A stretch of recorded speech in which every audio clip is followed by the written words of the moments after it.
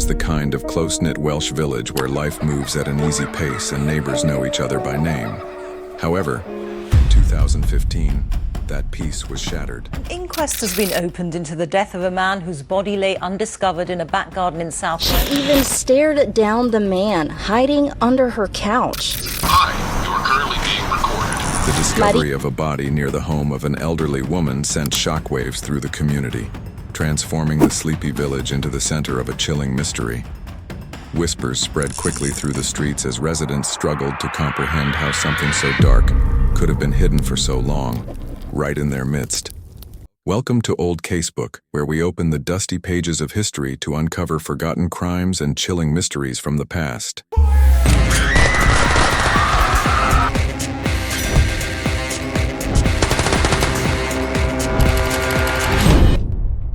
Today, we revisit the haunting case of Leigh Sabine, a woman whose quiet life hid a terrifying secret for nearly 2 decades.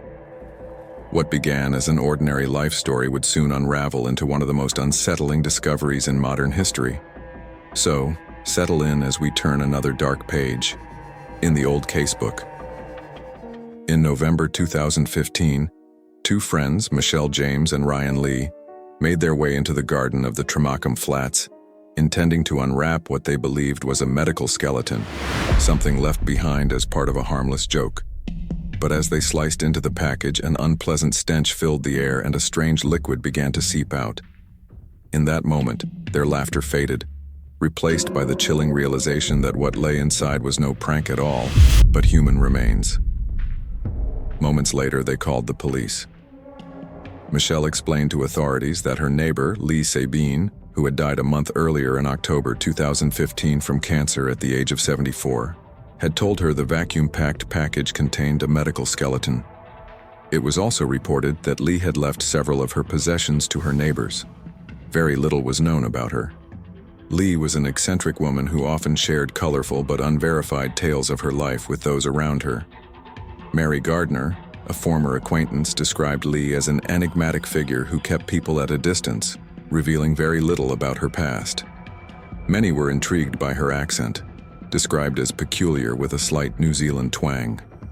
Her home was almost entirely bare of personal photographs, except for a single black and white image of her performing as a nightclub singer in Australia.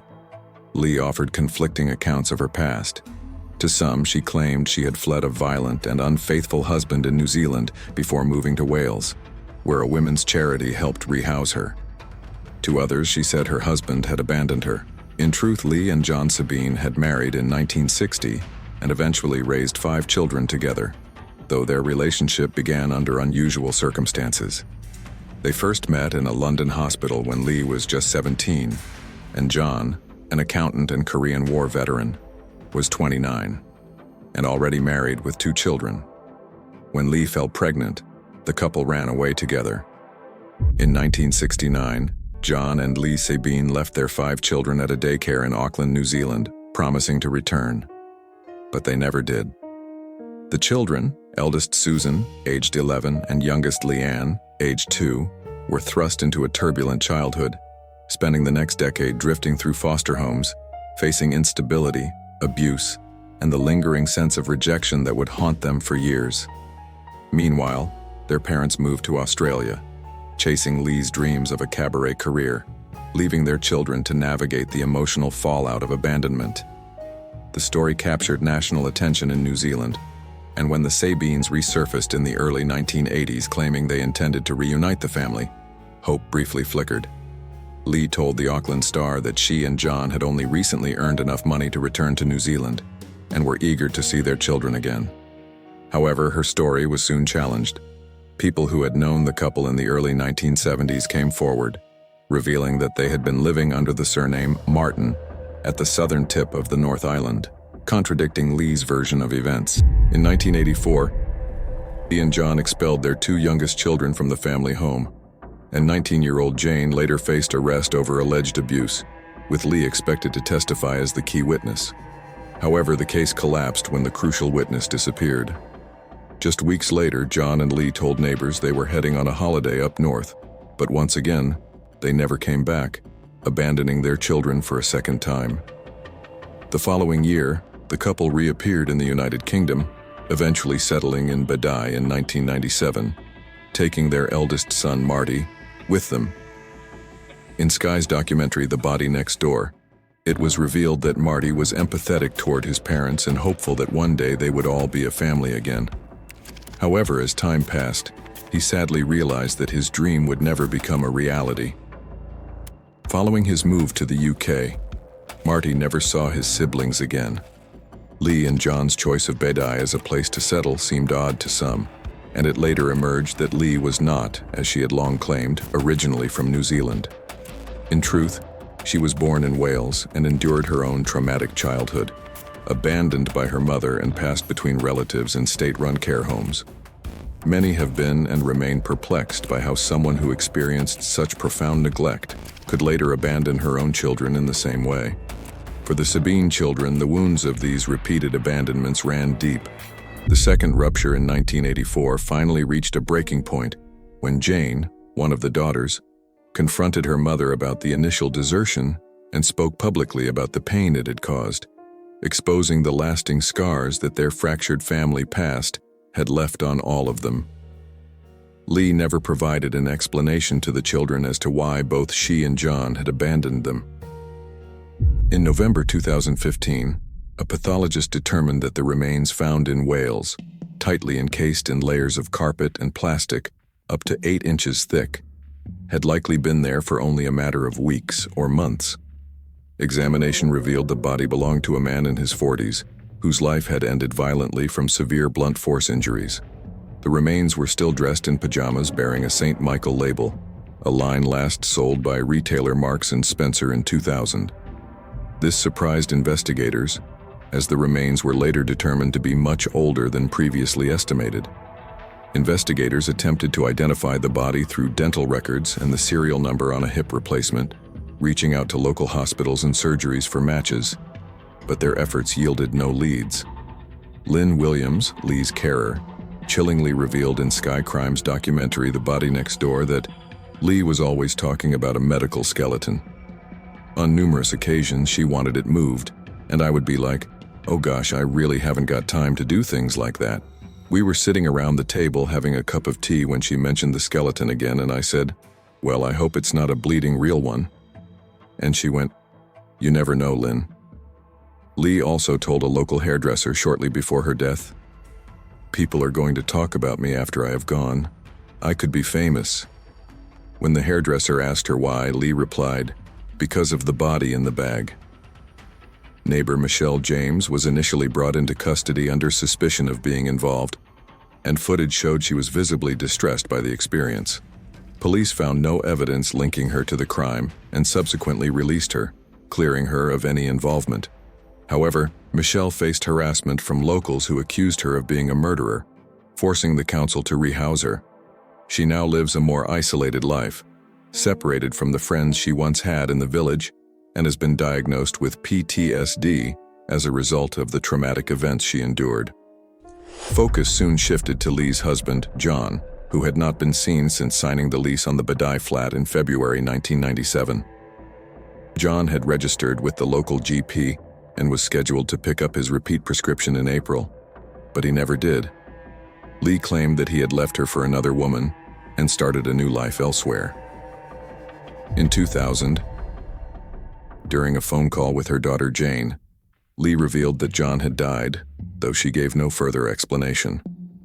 Shortly after her husband's disappearance, Leigh began a stormy relationship with a retired fireman named Derek Ellis, who briefly moved into her home. Rumors later circulated that Ellis too had gone missing after their breakup. However, his daughter confirmed that he had died in 2010 from alcoholic liver disease. Neighbors in Wales reported that, despite having children, Leigh never mentioned them and appeared to completely despise them. In 2014, she sent her daughter Jane a letter accompanied by a picture of a phoenix. The letter read, "Like the phoenix, I will arise from the ashes, and sleep will obey me, and visit thee never. For my eyes are upon thee forever and ever. I have served my life sentence of shame and blame. Now it is your turn to do the same. Your nemesis, and Leigh Sabine." A major breakthrough came when DNA testing confirmed that the remains found outside the flat in Bidai belonged to 67-year-old John Sabine.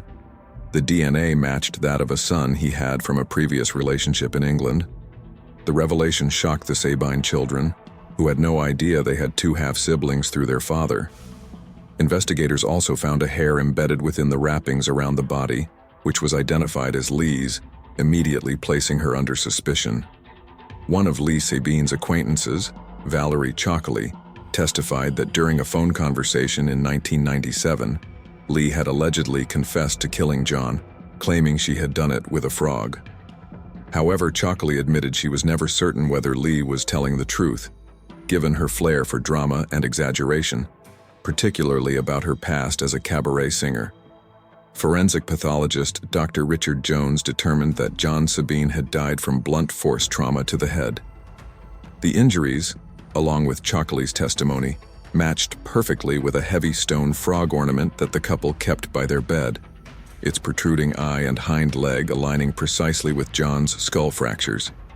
The stone frog was discovered on the property of a neighbor to whom Leigh had left some of her possessions. This finding helped investigators confirm that the frog was indeed the murder weapon. Dr. Jones also observed that the body had been carefully wrapped, which led to an unusual level of preservation through a process known as chemical mummification. The preservation was so complete that toxicology tests were still able to reveal details about John's final hours, showing he had consumed alcohol before his death, though not enough to exceed the legal limit for driving. Even after his remains were found, John Sabine was still listed on the electoral roll as living at the property, and his pension continued to be collected for years after his disappearance. Coroner Andrew Barclay of the Gower Valleys concluded the inquest with a verdict of unlawful killing. He noted that there was no record of domestic violence, and no evidence suggesting that Leigh Sabine had acted in self-defense. The true circumstances surrounding John Sabine's death may never be known, and the reasons behind Leigh's actions remain a mystery. She took all her secrets to the grave, never facing justice for her crime. Sky's documentary The Body Next Door explores the trauma experienced by the Sabine siblings and how these tragic events deeply impacted their lives. Heartbreakingly, Marty Sabine took his own life in February 2000 at the age of 35. Alongside the painful discoveries, the Sabine family also learned of two half-siblings and a cousin of their mother who lives in Wales. In a 2016 interview with The Guardian, Jane shared that uncovering these new family connections brought a small but meaningful sense of hope. She expressed her wish to travel to the UK to meet her newfound relatives, hoping to find some measure of happiness despite the lingering shadows of their troubled past. And that was the chilling mystery of Leigh Sabine, a story that reminds us that sometimes the most ordinary people can hide the darkest secrets. If you found this case as fascinating as we did, make sure to subscribe to Old Casebook, press the bell icon, this is Old Casebook, and never miss another journey into the forgotten crimes of the past.